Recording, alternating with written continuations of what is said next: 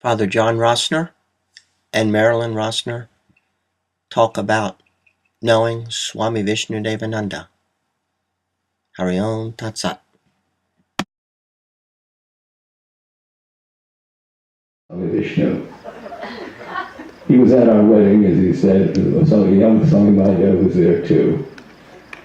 And he came to our house, and as the bishop had done the wedding in the cathedral, he did in front of the bishop and all of the clergy present the garlanding ceremony in our chapel at the house, which was a large one at the time.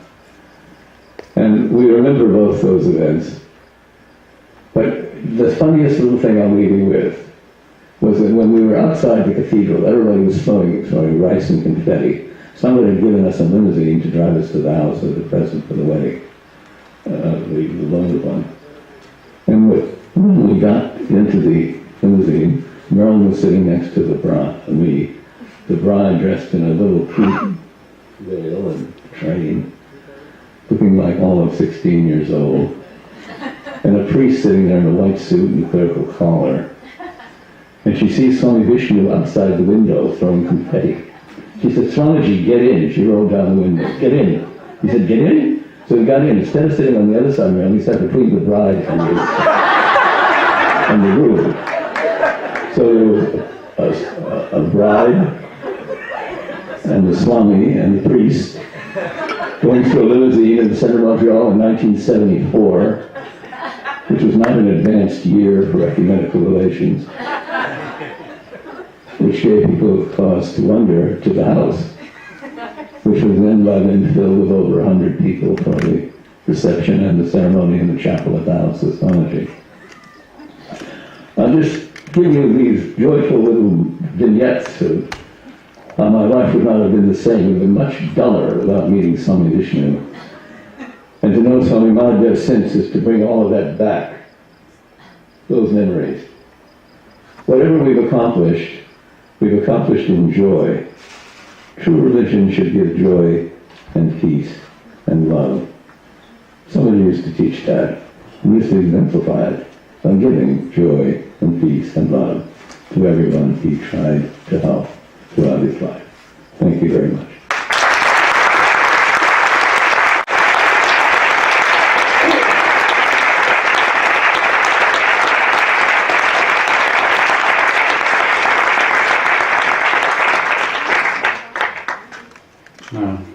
Asatama Sadgamaya Tamasama Jyotirgamaya Miturma Amritam Gamaya.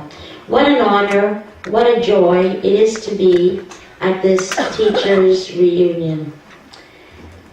No words, no thoughts could ever express who Swamiji was, who he is, and who he shall always be. Every day as I'm on this earth and do my sadhana, my practice, I think of what a great blessing that I have had to have known Swamiji and to have met him when I was very young. And also to realize that even if we have not met him in the physical presence, that when we came to earth, we came with a goal, with a purpose, and with a mission. And our meeting here was also a plan. And it was also due to the love of Swami Vishnu-devananda.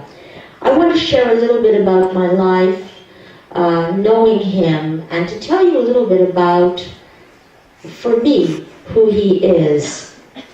John told you the story about this wedding, but the real truth is That's why the real truth is, before I agreed to marry Father John, I went to Swamiji. And I said, I met this person, he asked me many questions, and he knew I had really tried to live a very pure, innocent, yogic life. And Swamiji thought, and he said, Lalita, I'll tell you like this, you tell him Your marriage will work if God is first, I'm second, and if he takes third place.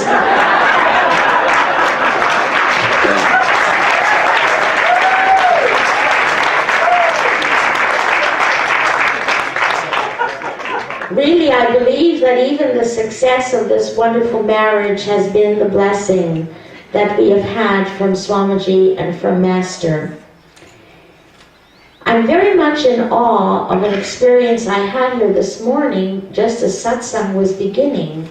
I was sitting at right here, where Swami is sitting, where Vishnu-devananda is sitting, and I looked at this picture, and I was just praying and saying, thank you, Swamiji.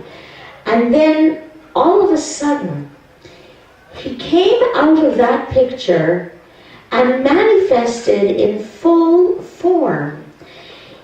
And my body literally began to tremble, and trembled for about 2 hours after. It began to tremble, and he came right over to me, and he was just vibrant. And I looked, and I said, Swamiji, I thought you were in heaven. What are you doing here? And I thought of all people need to say something like that, but I was so overwhelmed. And then when I went for a long walk, I was thinking, nothing is by accident. It will be 50 years, February the 21st, when I first met Swami Vishnu-devananda. And every day as I live on the earth, I realize just a tiny bit, and I repeat, of who he was and who he is. When Swamiji came, there was no yoga known in the West, certainly hardly known in the West at all. There were no teacher training organized centers, no teacher training courses, certainly no children's camps. As Father John said, there were no interreligious meetings and meetings like this. When I met Swamiji, I was so very young, but knew that there was something. And yes, I do come from Orthodox Jewish tradition, but at age 4, Jesus appeared to me, and then a man's face came to me. And I didn't know until much later, until I met Swamiji, that was Master Shivananda. And he had laid out my life, and then I saw children holding hands, singing, "We are one in the Spirit and one in the Lord." And then I began to have visions of dead people. And then at age 6, I began to see the people who had been murdered from my family. And my parents became very frightened. They didn't know what to do. I kept on talking about Jesus, and I kept on talking about this man who talks to me. Well, anyways, at age 6, I saw a picture, and to this day it's so real to me. I saw chickens hanging and people killing chickens. And then I could hear this, it was Shivananda saying, you must never touch this food. So from age 6, I was given that instruction. And my parents, who come from Poland, may their souls rest in peace, no education, so poor in money, but so rich in the spirit, we were brought up to appreciate all traditions. Everyone was to be treated, quote, as the Almighty when he or she came into the house. But then when I met Swamiji and I told my parents about him, they were so excited. And they were so excited because they said that Swamiji was the only person who really understood what I was really saying and doing. And they became so devoted to trying to help people understand the oneness of all humankind. And this is all Swami Vishnu-devananda. I remember when he started the yoga center, well, a couple of years after, but I remember when he brought yoga into the hospitals. There were 300 people at what was considered the largest, they used to say mental hospital, they don't say that now. And the doctors were lined up, the nurses were lined up, and there he taught the class. when he was giving a course at the Y in downtown Montreal. There were people lined up literally around St. Catherine Street trying to get into this class. He was the one who really did everything. That's all I can say. He did the cooking, he did the teaching, the camp wasn't like this at all. There was one small little building where we were 11 people, we all had the class in there, and Swamiji drove the people from Montreal to the center. He never stopped. I don't know if he slept 1, 2, 3 hours a day. He never stopped, but he lived his life totally for humankind. And he was so strict in terms of keeping the name of yoga pure. And he taught that to all of us, what yoga really is. And remember, he said, you're not allowed to sell mantras, you're not allowed to do this, you're not allowed to do this. And he pleaded with all of us to just do the very best, to live those 5 simple principles. I remember that it was in 1972, actually John Rainford, he's in heaven now, but I was with him at the Y, Swamiji was giving a lecture, and I heard the voice of Master to say, starting children's camp, speak to Swamiji. So of course after the evening, I went and I spoke to Swamiji. And I was already teaching at the university and the college, etc. at the time. It was 1972, it was March. And I said, Swamiji, I had this impression from the beloved Master. And he said, Lolita, I know, I want you to do the camp. He started telling me right away what the vision was. And I, being a typically trained behavior therapist, trained in psychiatry, etc., I said, okay, Swamiji, I'll start getting the plans for next summer. He said, Lolita, no, it's this summer. I said, what? It's March. It's the end of March. He says, that's a lot of time. You have 3 months. Go ahead and do it.